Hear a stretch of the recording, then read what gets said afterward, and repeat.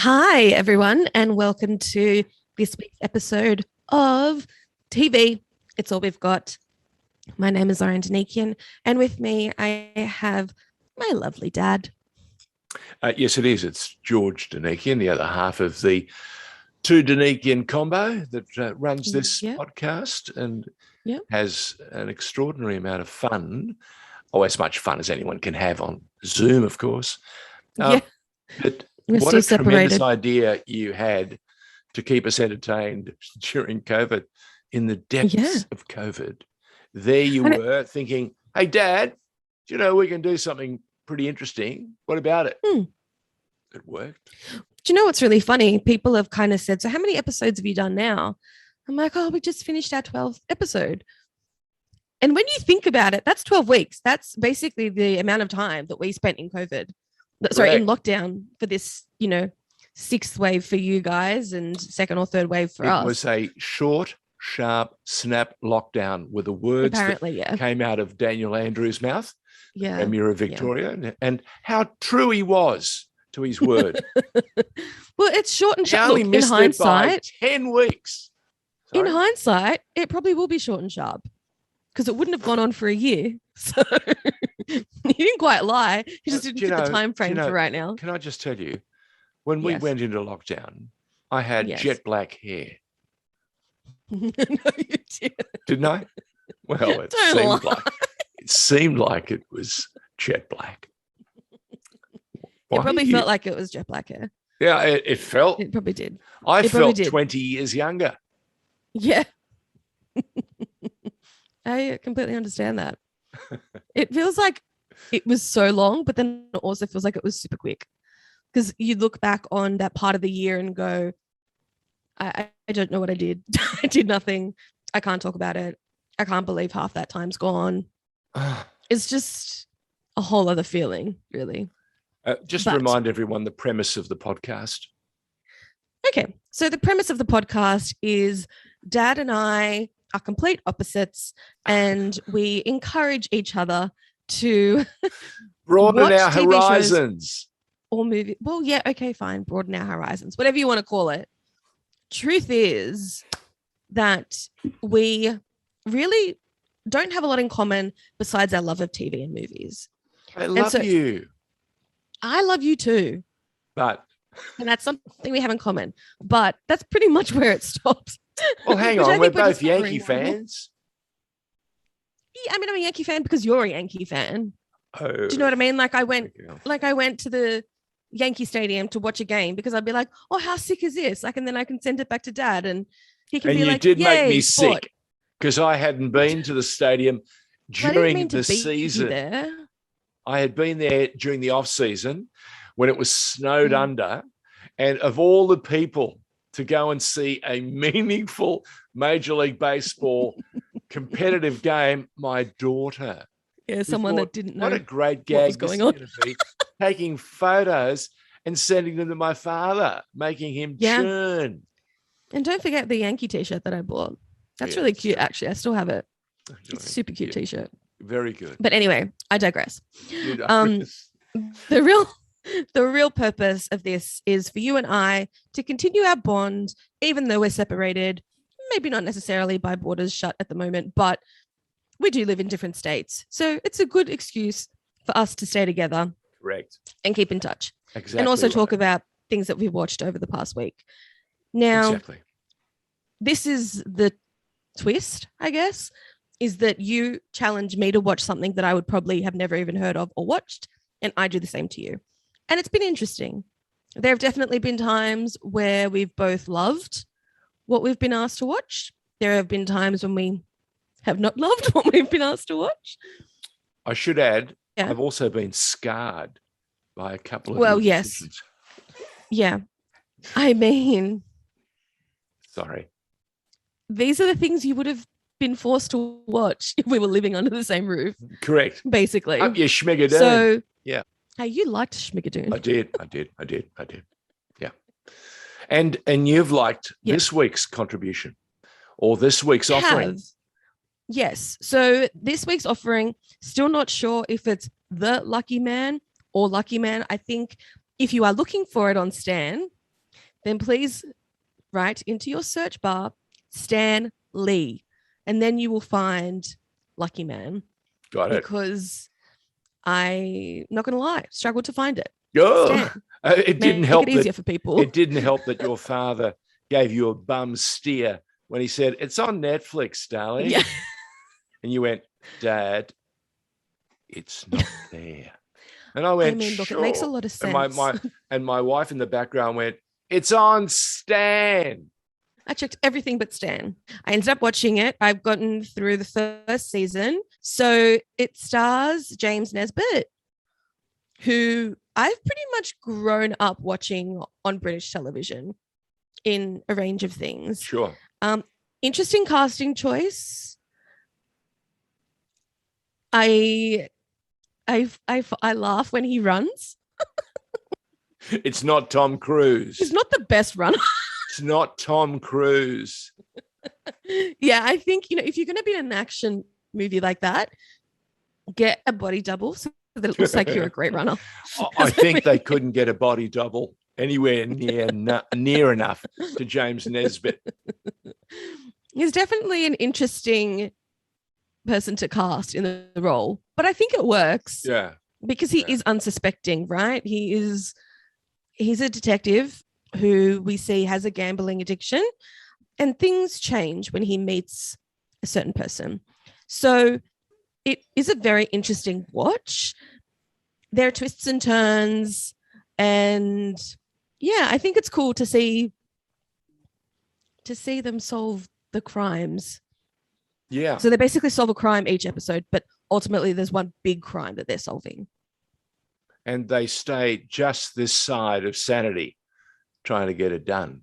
And it's not always win-win-win, is it? No. Yeah. No. There is really the conundrum. Mm-hmm. And it's who do you trust? Who can you rely on? It goes to the very core of that. It goes to the very core of everything we think about.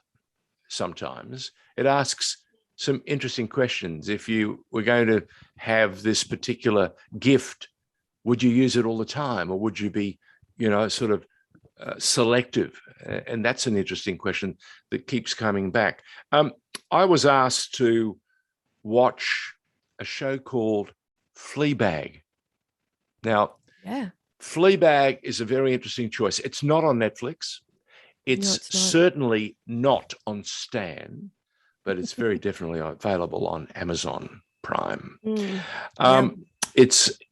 I see it as a tremendous, what would you call it, tour de force performance from Phoebe Waller-Bridge.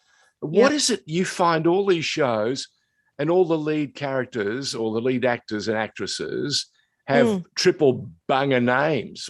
Yeah. What is it? I don't know. Wow. I don't know. Phoebe Waller-Bridge. Look, I've got to tell you, I remember seeing the original House of Cards made in Britain in black and white. And it was the first time I'd seen this convention where the lead actor, actually looks away from the camera and talks to you. That's an interesting device. They break the fourth wall. Yeah. And this particular series does that and more. And by that, I mean, she actually does it at such a clip that you find you're stumbling. She doesn't stumble. She's amazing. She can have an orgasm, pardon the expression. That's fine. Give you an observation on whether it worked or didn't work, and a casual aside, and then a little moral line. And you're thinking, what is going on here?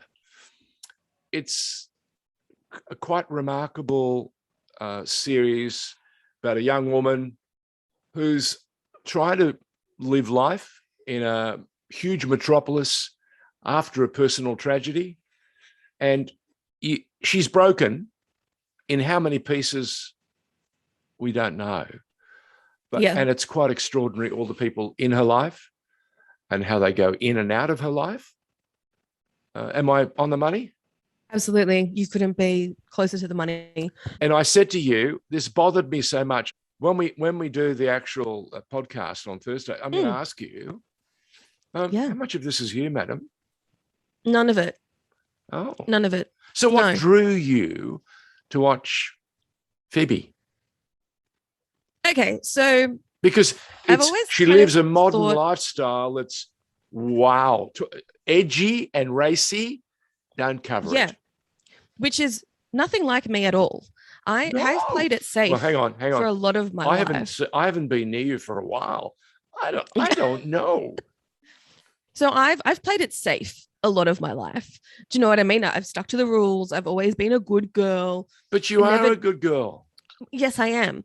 Yes. And so with the mental health issues that I have and exploring those mental health issues, you see the stereotype of people that have those issues and how it gets played out. And I always felt like I'd never had any of these mental health issues because I couldn't relate. Okay. Now, so you're telling me this is more, this show actually helped you to relate to a character who has problems. Yeah, but also there's different ways of handling issues. And she definitely handles or, fails to handle a lot of her issues through sex. Well, and she acknowledges that. Between sex and the guinea pig. Oh. I mean, look. Well, see, the thing is she's probably looking for the kind of love that she would have with the guinea pig. That sounds weird. Look, I still she probably just does want someone to snuggle. I haven't decided. She runs a sandwich shop, and she did a cafe, with a girlfriend. And I've got to say, the more I think about it, it's not a shop I would ever enter. What about in the second season? And if I I'm getting there. Okay. I'm talking about the initial observation. Yes. Right? Yeah. Yeah. So for me, you've got to stay the course because there is an evolution. It's like that character arc you keep talking about all the time. And especially when we watched very early on one of our favorite shows, which we both fell in love with, which is Ted Lasso. And you said it was quite remarkable. It wasn't what you imagined. And it was just terrific. And indeed, so much so, it was embraced around the world. It's been a global phenomenon. Yes. This is similar in that it can come at you at 100 miles an hour. It can almost bewilder you. It almost makes you sit there and you think, can't be for real. But there are people. We see segments. We see bits of people and they're just like this. And I think that's what you're talking about. Yeah?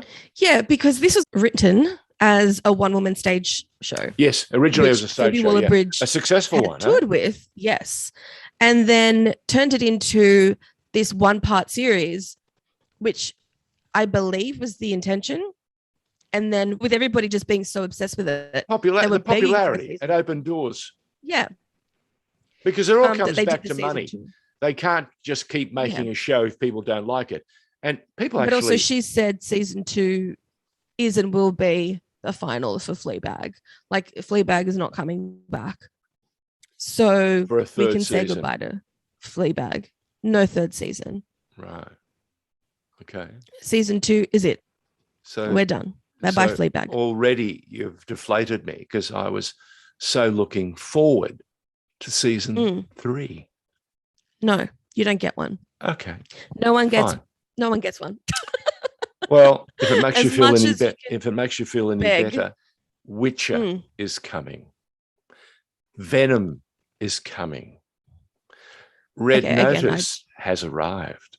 Red Notice has finally arrived. I feel like we've been talking about this movie for months now. Yeah. Which we probably have. Well, the reason being there are 3 great characters and how they fit together makes for an interesting movie.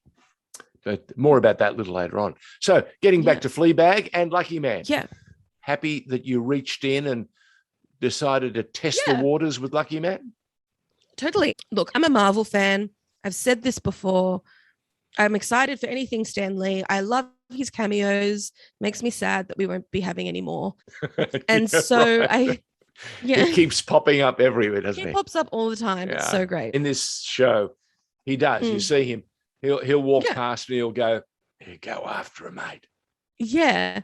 Yeah. He's a legend. Yeah. And will be missed. But I think, this guy is like a superhero in a suit.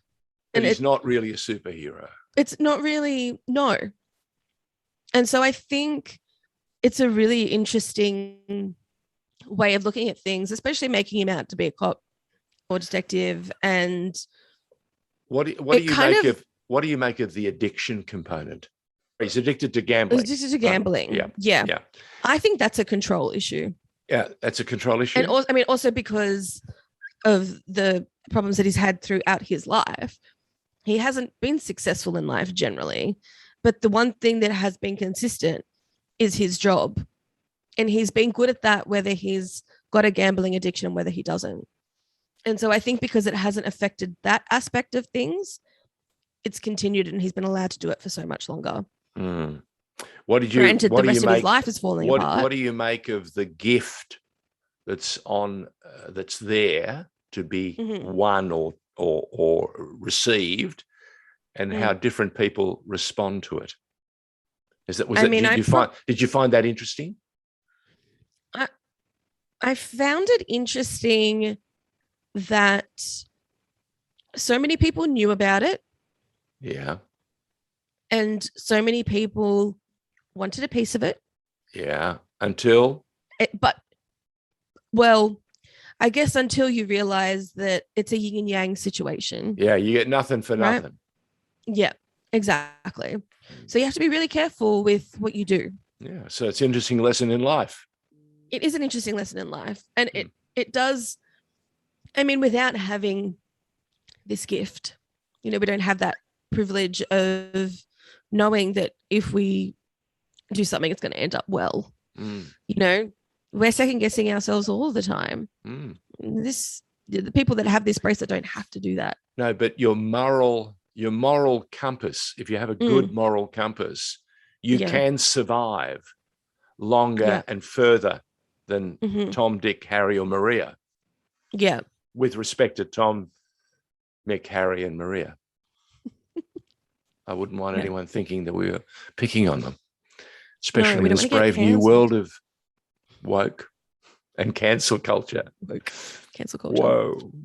What do you love about Lucky Man? I found it addictive. I'm sorry. I actually found it addictive. I could not put it down. Nor did I want to. I enjoy the character. I thought, like you early on, I thought, interesting choice. But the longer it goes, there is no other choice. Yeah. It's almost like you're watching Bond or Spider-Man or Batman. And of course, they've changed the Batman and the Spider-Man over the years. But yeah, you see, then you think to yourself, they've done a good job here. And he is an everyday man. He's not a glamour. I think he's very lucky. Yeah, he's had his fill of some beautiful women. I don't know, was it pure perchance luck, or his just wife is stunning? Yeah. Now that's another conundrum. Did you see the evil lurking close? Of course I did. Did you? Of course I did. I was so disappointed when it happened. You're no fun. I know, that's the problem. I'm not. I've already, as soon as they pop up on the screen, I'm like, you're the baddie. Well, okay. And one of the baddies is really hot. And I was like, damn it. I know you're a baddie just because you're hot. Well, hang on a minute. Did you have the same problem with Fleabag? What did you make of all the men? Look. Oh, she wasn't picky. I'm not. Did you say she's not picky? Oh, look. It rocked me to my socks. She went for men that were unavailable. That's the pattern. No, she went for anybody that was in in the anyone in the perimeter, except her father. Thank God. Thank God. Remember when her father walks through the door and she goes, next man through that door, I'm making love to, right? Mm. Dad walks through the door. She goes, not a good idea. Maybe not. I'm thinking, But what do you think of the fact that she doesn't have a name? Yes. Yeah, that's interesting. You see, it never bothered me. Isn't that remarkable? Yeah. You didn't It's need like to know her I'm name. in on the act. I'm in on the secret. Yeah. Or I'm in on the deal. Mm-hmm. It's very hard to be asking her or thinking, what's her name, when she's telling you everything. Yeah. She's telling you how she wants to be made love to, how it should be done and whether it should be done. And if it should be done, why is it being done the way it's being done? And, oh, my goodness, I think I'll enjoy it. Yeah. And then, of course, you get the, oh, am I really a so-and-so at the end, which is like, oh, my God, take my eyes out. Yeah. So the script, the racy language, the behavior, the frivolity, the ease with sex, it's modern society. Yeah. Yeah. If you're into making judgment, it's going to be a very difficult show for you. Don't watch it. Yeah. Our advice to you, our collective advice, the Danikians advise you, don't watch. But if you're into good cinema or good theatre or good TV that's clever, honest has characters. So much to say on about 50 different levels, Fleabag. My favorite character is the stepmom. Oh, Olivia Colman. Oh, yeah. She's so bad. She's good. She's so bad, she's good. Yeah. Okay. Yeah. If you can work that out, who do you think I fell in love with on Lucky Man? Oh, well, his I can't even think of the word. Co-detective? No. Oh, really? Yeah. She's great. It's his guardian angel. Oh, Eve. Who is it, a guardian angel? Eve. Wow. Talk about Adam and Eve. Well, maybe. Wow. Only up to season 2. And how many seasons has it got? 3 or 4? 5, I think. Oh, really? Yeah. Jesus. It's great. Oh, I might have to. I'm gonna have to stop at some point. Oh my God, I still haven't finished like half the shows you've asked me to watch. Like, it's just ridiculous. And do you know what? My Netflix is getting so confused. It's just like, we kind of recommend this show for you. We don't know anymore. Well, I love the fact that you were so brave to hang in there and try and find Lucky Man on Netflix when all the time I had led you astray, and it really was on It was on Stan. I know. Okay. Look, So you know that the only reason I have Stan is for RuPaul's Drag Race, which you refuse to watch. So, I've drawn a line in the sand. Is that fair? I know. It's fair. Yeah. Fair. Yeah. I mean, look, it's a great watch, but fine. We'll. Another so time. What do you have for me for next week? Well, we've been talking about it for 3 weeks. Oh my God! Finally, here we come. Red Notice. Starring Notice. Gal Gadot. The man himself, Dwayne The Rock. We've said this so many times. He is fabulous. And Ryan Reynolds, who, gives Deadpool something to think about. Yeah. Okay. Yeah, and that one can be found on Netflix. We watched it together. Di and I watched it together. We loved it. That's good. That's really good. There you go. Well, I'm excited for. So, what are you going to give? What are you going to give me? Well, I think I mentioned it the other week. You haven't seen Knives Out yet, have you? Is that the one that stars? Is that the one that stars Daniel Craig? Yes, and Chris Evans, and he plays a Sherlock Holmes type character. Yes. Yep. Okay. Only for you. Why don't you want to watch it? Because I don't. Okay, I'll a revelation, a confession, if possible. Okay. I don't really dig people when they're having fun with a show. I love, when people are serious. You see, Marvel works when you actually take it seriously. Fantasy works when you actually take it seriously. Yep. Comedy works when you do it authentically.